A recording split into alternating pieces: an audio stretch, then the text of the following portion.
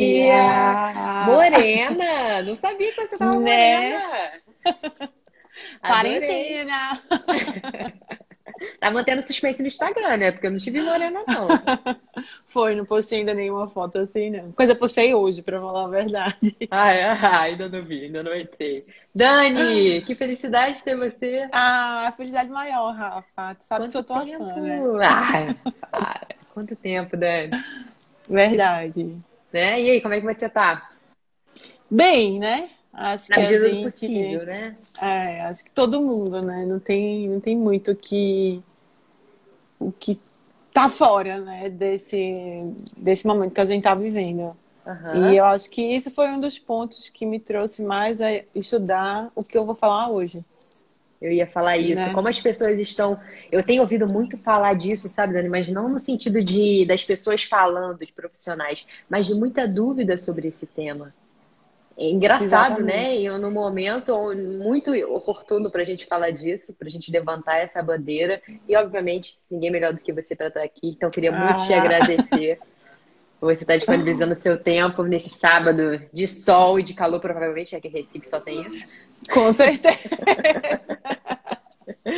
Então, obrigada, Dani. Queria muito que você se Ah, apresentasse. Porque se eu falar de você, eu vou ficar aqui, gente. A Dani é maravilhosa, é uma é. fofa, além de ser inteligente. Eu acho que a galera vai ficar enjoada de mim. Então, meu nome é Daniela, né? Eu sou fisioterapeuta.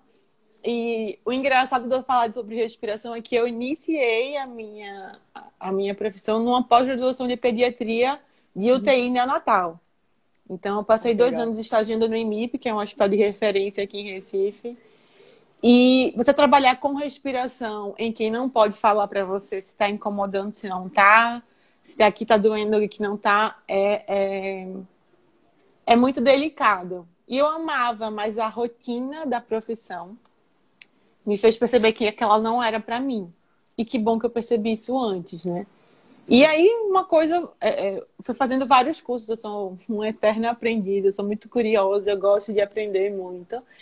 Então, foi quando eu fui primeiro para o postural, porque eu acho que na época a fisioterapia tinha muito essa visão muito estática. Ah, E foi quando eu percebi que estava faltando alguma coisa. Eu fui para o movimento, foi quando eu fiz o MVF no Rio.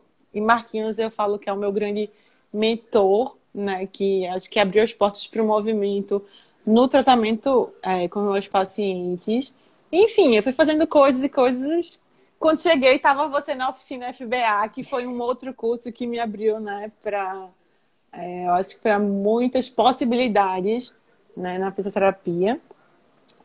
E aí eu volto para a respiração. Eu comecei com a respiração e eu voltei para a respiração, e principalmente por mim. aham. Muitas vezes eu tinha dificuldade em falar sobre as minhas emoções. Eu sou uma pessoa que escuto muito bem, mas eu não sabia muito falar. E nessa quarentena, eu acho que tudo que você tem guardado aqui dentro, eu acho que ela tomou proporções muito maiores do que a gente imaginava, né? Certeza.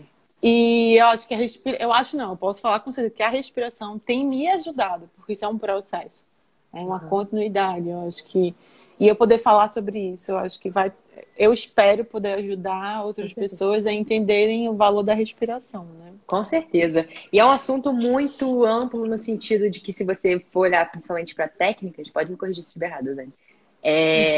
Tem vários tipos, né, de trabalhos respiratórios. Então, dentro desse Exato. universo que é a respiração, o que que você traz aí pra gente, Dani?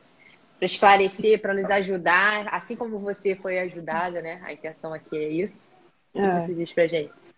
Tem uma frase do Carl Jung, né, que ele fala que quem olha para dentro desperta. E eu acho que a respiração traz muito isso. A gente sabe que a respiração por anos não, né? Por séculos, ela vem sendo estudada muito na região oriental. Então, os iogues, então toda essa questão, até voltado para a espiritualidade, quase não saía, né? Mas o que eu vim pesquisando de trabalho científico hoje tem muita coisa legal trazendo a respiração como fonte de melhora da saúde. Legal. Então a gente afastar porque a gente consegue, a gente acaba enxergando muito a respiração, mas tá meditando, então você acaba Aham. trazendo mais uma coisa mais alternativa, não é. Então, principalmente trabalho respiratório, fisioterapia respiratória, ela tem uma função impressionante para aqueles que têm alguma disfunção respiratória. E eu Uhum. até falei uma frase, quando é que a gente vai esperar uma próxima pandemia respiratória para poder prestar atenção na respiração? E eu acho que Uhum. é bem isso, a gente começar a prestar atenção para a respiração de uma forma diferente. Por isso que eu queria logo começar com a prática. Aham. Eu quero que todo Então mundo vamos. solte o ar, todo o ar que tem no pulmão e prende a respiração. E segura, não respira. Segura. Tô brincando, pode soltar. Mas aí, como é que você se sentiu? Dá um certo desespero, né? Quando Dá você um for certo passando. desespero. E é exatamente isso. É, se a gente respira, se a gente segura essa respiração por 3, 4 minutos, provavelmente a gente vai estar morto, Uhum. né? E o engraçado é que o corpo humano ele consegue passar 3 semanas sem comida, 3 dias sem água, mas em 3 minutos sem respirar, você pode estar morto. E isso me trouxe reflexões de que quando a gente quer mudar a nossa saúde, a gente quer olhar para a nossa saúde de uma forma diferente, a gente acaba buscando ferramentas que a gente pode viver mais tempo sem. Então, eu falo por mim, na hora que eu não vou focar na minha saúde, eu procuro um nutricionista porque eu quero mudar a minha alimentação. Uhum. E eu tento trazer uma alimentação mais saudável. Aí eu afasto bebidas que sejam açucaradas, refrigerantes, bebidas alcoólicas. Então eu tiro a água, mas ninguém presta atenção naquilo que em menor tempo pode tirar, pode fazer tanta falta pra gente, pode fazer com que a gente morra, que é a respiração. Verdade. Não, tirando assim, é óbvio, é ótimo que você vai procurar um profissional para trabalhar melhor a sua alimentação, para trabalhar melhor a hidratação, atividade física. Não estou falando que não é ruim, mas eu acho que a gente às vezes negligencia a respiração. A Uhum. gente acaba deixando de lado isso e não se toca, que a gente respira em média 23 mil vezes por dia. Uhum. Então, a gente for pensar que se a gente faz uma respiração que seja subótima ou incorreta, às vezes, né, ou com alguma deficiência, é a mesma coisa a gente estar comendo um fast food, mas não é. A gente está comendo um fast food 2 vezes por dia, 3 vezes por dia, mas 23 mil vezes por dia.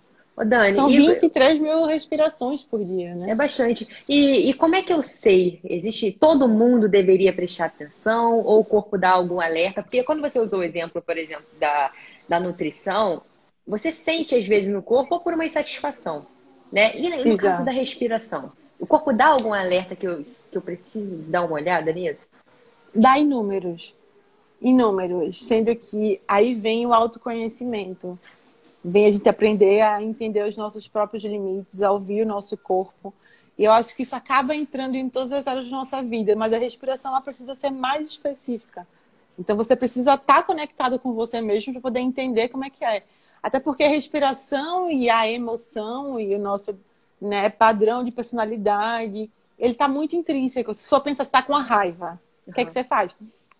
Você prende a Uhum. respiração. É Uhum. instintivo. Se você Uhum. não bater em alguém, você vai fazer assim. Você Uhum. vai soltar o ar. Então você tem duas respostas. Você vai dar um murro em alguém na hora da raiva. Porque você prende a respiração, você faz todo um trabalho ativo simpático e você vai na luta.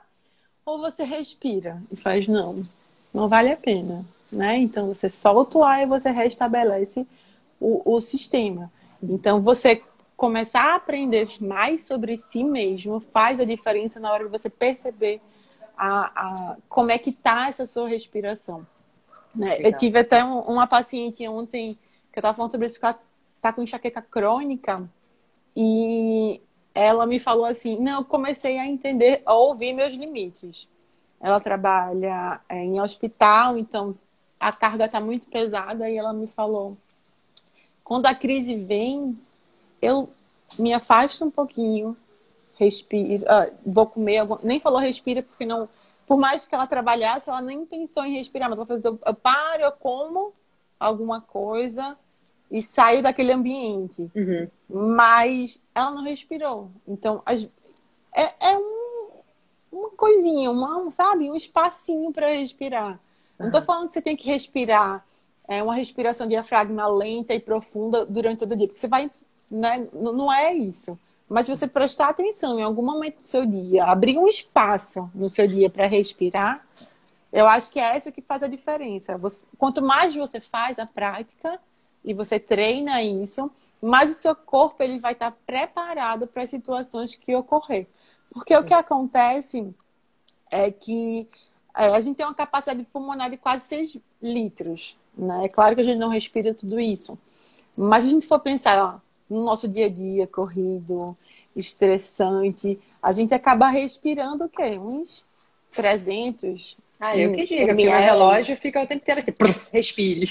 Que é isso. Então, assim, se a gente pensar que a gente só respira em 5% da nossa capacidade, oxigênio é o quê? É energia, é o que traz esse fator de energia para o nosso corpo. Se a gente for relacionar e trazer esse ponto do estresse, a gente sabe que o estresse é uma epidemia global, né? Tem um dado da Organização Mundial de Saúde de 2015 que ele falou, né, que em 2020 a ansiedade e depressão seria o número 1 em doenças, né? Uhum. E a gente está em 2020. Agora imagine a gente 6 meses, ou mais de 6 meses, né? Em casa, né?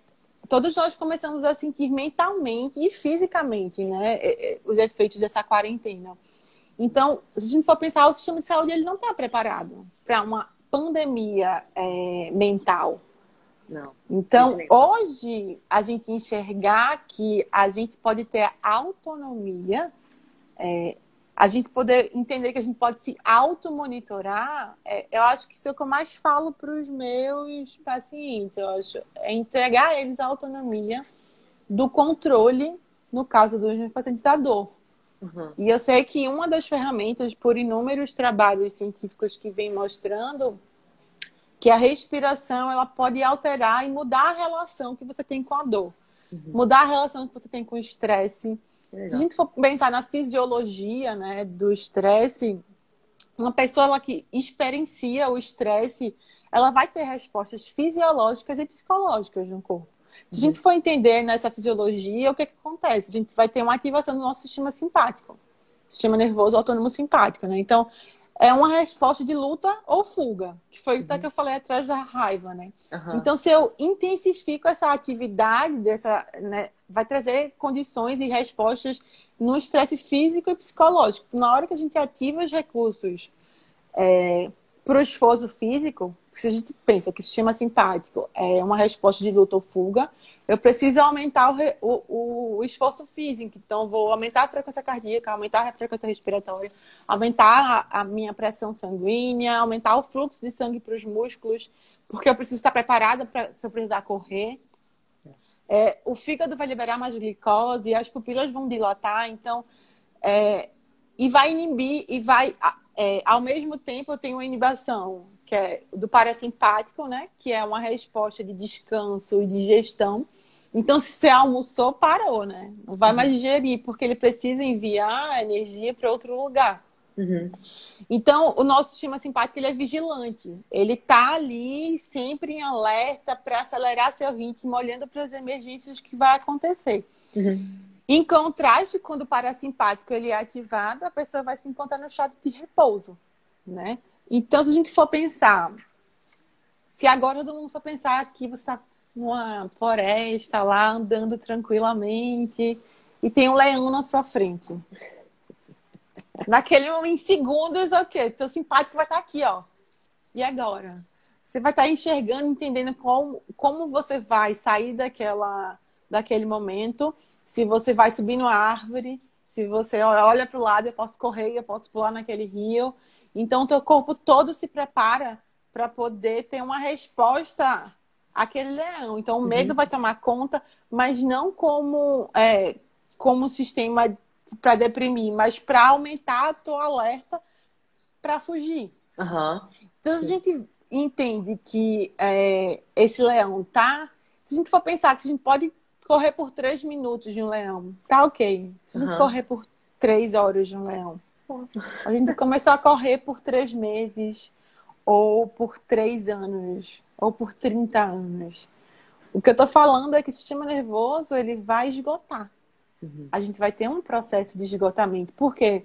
O leão, ele é metáfora, é uma metáfora. Quem que é esse leão? É a nosso dia a dia corrido,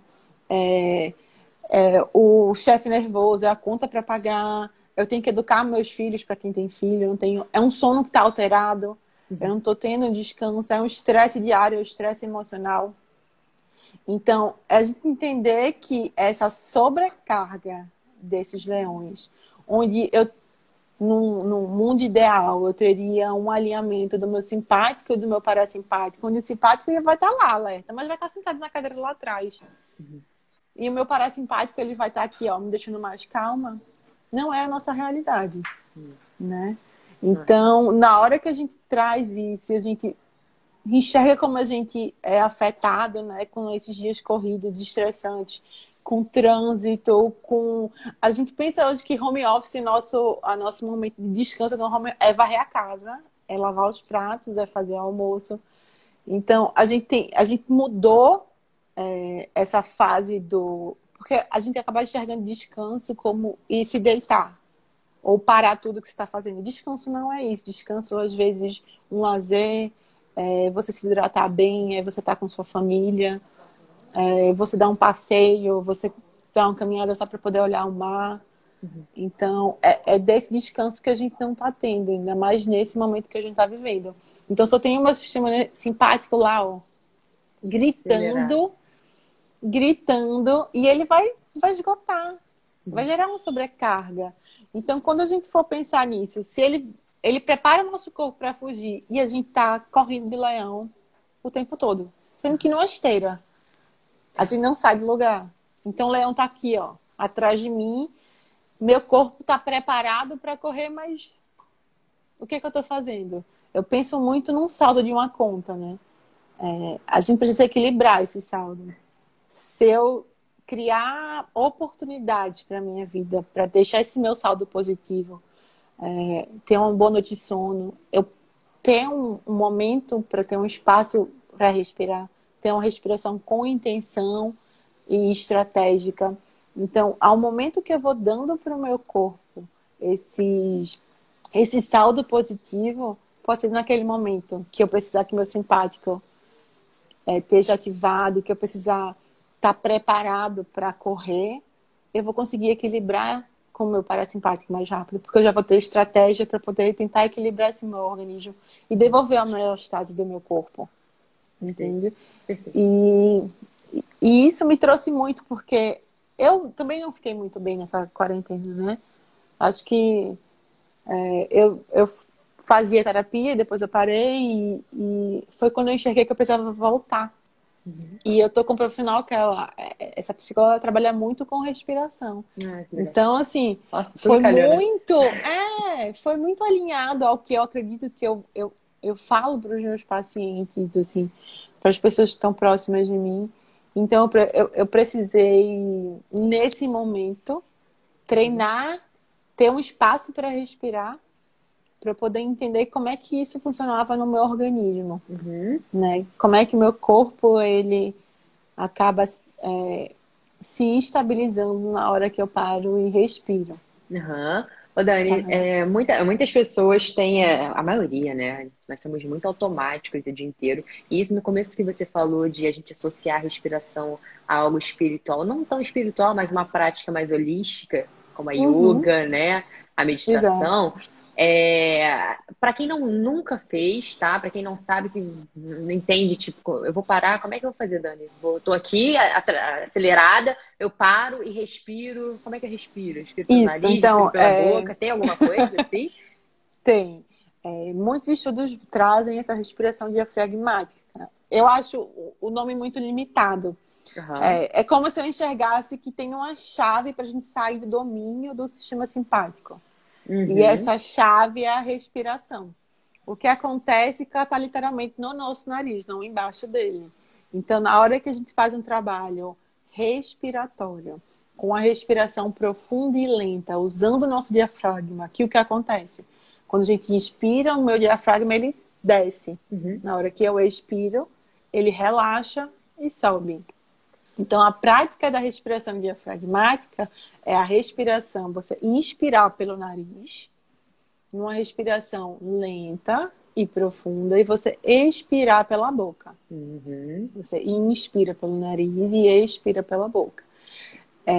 Qual que é a nuance disso? Na hora que você começa a prestar atenção na sua respiração, eu gosto muito de ensinar que você comece a perceber o seu corpo. Então, uma mão no peito, uma mão sobre a barriga. Percebe quem que está se movimentando mais. É o teu tórax? É o teu abdômen? Então, trazer a consciência para o movimento, para o físico, faz com que eu tenha maior foco e maior concentração naquilo que eu quero dar intenção. E acaba entrando no estado meditativo, né, Dani? Exatamente. Mas, porque é exatamente essa nuance. As pessoas acham muito, quando a gente fala trabalho respiratório, a gente só vai para a relação dessa meditação, para essas terapias mais orientais. E eu estou falando científico, né? Existem trabalhos que eles mostram muito sobre, enfim, doenças respiratórias, mas eles vêm trazendo muitos trabalhos hoje para entender como é que essa respiração vai atuar no meu sistema circulatório, no meu sistema digestivo. E até Paulinho, né? Eu acho, o Paulo Bastos, teve, que é incrível. Então, ele conseguiu trazer esse trabalho e ele trabalha muito com a respiração para esse sistema. Então, quando a gente começa a entender que a respiração tem fator super tênue com a minha pressão sanguínea, o glicose, tem muitos trabalhos que mostram o tratamento da diabetes, inclusive do controle da diabetes com a respiração, que é incrível, né? No trabalho, ele fala, voltando para a respiração diafragmática, ele fala né, você inspirar pelo nariz e expirar pela boca, e ele traz uma média de 4 a 10 respirações por minuto. Em alguns, ele falam 6 respirações por minuto. E quando você consegue trazer essa respiração mais profunda, mais lenta, com o movimento de diafragma, fazendo com que as vísceras também sejam afetadas por esse movimento, então eu faço com que os fluidos do meu abdômen, eles se mobilizem de forma diferente, porque eu estou trazendo movimento também para ali, né? No normal, a gente respira o quê? Em torno de 10 a 20 respirações por minuto. E você trazer para 6, você tem que treinar. Porque você vai começar... Eu iniciava a minha respiração e eu sentia um peso na hora que eu ia respirar profundamente. A minha respiração, ela estava curta, ela estava superficial. Se a gente for pensar que a emoção e a respiração, eles formam um ciclo. Se a gente está fora da nossa emoção natural, a gente vai ser roubado. Que foi como eu falei, da raiva. Se for pensar na ansiedade, então você começa a ter uma respiração mais curta, mais superficial. Eu não vou estar conseguindo levar oxigênio para o meu corpo, eu não vou estar mobilizando o diafragma corretamente. Então eu vou estar alimentando o meu ciclo emocional. Se eu quebro esse ciclo vicioso com uma respiração mais lenta, mais profunda, utilizando o diafragma, eu vou conseguir equilibrar essa balança. Legal. Que eu acho que é essa a estratégia, né, da respiração. Eu posso fazer em momentos de crise, ótimo, mas eu posso fazer em momentos de intercrise, em momentos que eu estou tranquilo, estou parada aqui e vou trazer esse momento para a respiração, vou tirar 5 minutos do meu dia.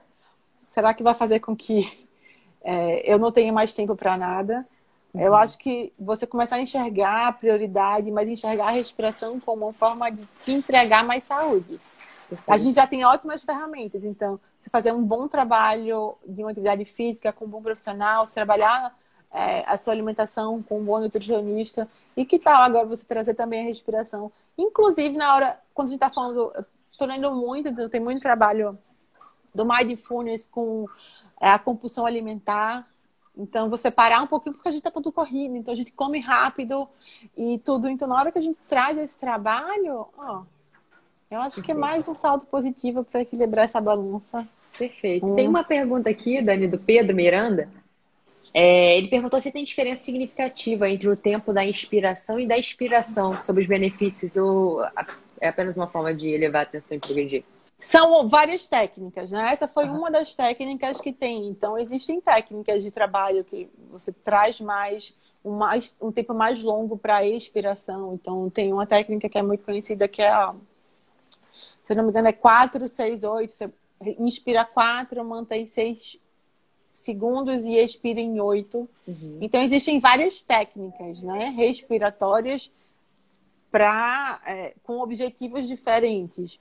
A respiração diafragmática, eu falo que é mais simples. Você aprende uma vez, né, você não tem custo, você não tem nada, e você só parar e pensar nisso. E depois você vai evoluindo para técnicas mais experientes, inclusive entrando na meditação, no mindfulness, que tem trabalhos incríveis né, com essas técnicas. Mas eu acho que você começar do básico, traz para o básico. Inclusive para você começar a trabalhar mais consciência, mais concentração na hora que você está fazendo um movimento. Você trazer a respiração para isso. Existem trabalhos que falam sobre posturas de quando a gente fala muito sobre o movimento natural, então posturas de desenvolvimento motor, como cócoras, como a quadrupedia, e você trabalhar a respiração nessas posturas, você traz para sua memória um momento, porque de 9 a 12 meses é quando você está trabalhando e formando essa relação da respiração com sua emoção. Então, na hora que eu fico numa postura, que era quando eu aprendi quando criança, eu coloco a respiração, eu ativo áreas cerebrais, né? Quando você é criança, não tem responsabilidade, você não tem preocupação. Então, você consegue diminuir os níveis de estresse junto com a respiração. Então, Legal. Tem muita coisa legal. Cara, que legal, Dani. Tem umas perguntas aqui do Lu, eu vou tirar um print. Vou pedir pra Edma tirar um print, que depois você fala com ele, porque a gente só tem 30 minutos. Ele tem algumas dúvidas aqui bem interessantes, pedindo referência de trabalhos. Dani, antes da gente entrar nas dicas aí, eu queria te agradecer. Eu queria que você, se você conseguir, vou te botar numa furada, se você conseguisse resumir esses nossos 30 minutos aí, com uma dica de prática, prática, mas tipo assim, não vale respire. Prática, respire. Quando, como, quanto tempo? Algumas portas só abrem por dentro. Eu falo que a respiração é uma delas. Então, você parar todos os dias. Pensa que seu cérebro trabalha com rotina. Então, escolhe um momento do seu dia, uma hora do seu dia e trabalha a respiração todos os dias. Se você não conseguir por 5 minutos, por os 2 minutos, pelo tempo que você tiver, né? Mas trabalha junto com o seu cérebro para poder você não gerar uma hiperexcitabilidade e você ativar a cadeia novamente. Então, para um tempo, um horário todos os dias, faz a respiração diafragmática por 2 a 5 minutos, inspirando pelo nariz e expirando pela boca, e quanto menor sua frequência respiratória, em torno de 6 respirações por minuto, você vai conseguir ter uma melhora na sua saúde de forma completa. Obrigada, Dani. E dica aí, quem quer saber mais sobre isso? Onde é que procura? Então, lá no meu Instagram, né, Dani Moraes Físio, eu tô trazendo eu tô me dedicando a mostrar mais esses trabalhos científicos, e o meu trabalho, que eu tô tentando formar um protocolo para poder ajudar, e quem sabe um curso para poder ajudar nesses momentos. Tem muita coisa, né? Tem respiração em movimento, tem a respiração e tem a relação com o sistema reprodutivo, enfim. Tem muita coisa, né? Me segue lá que eu vou dar um monte de dica. Com certeza, gente, super vale, tá? Além de ter um ótimo gosto, que tu olha as coisas dela, dá vontade de tu ler, né? E aquela escrita maravilhosa depois. Dani, obrigada. Obrigada, Rafa. Um beijo. Amei. Fica Beijo com grande. Deus. Tchau, tchau. Valeu, tchau.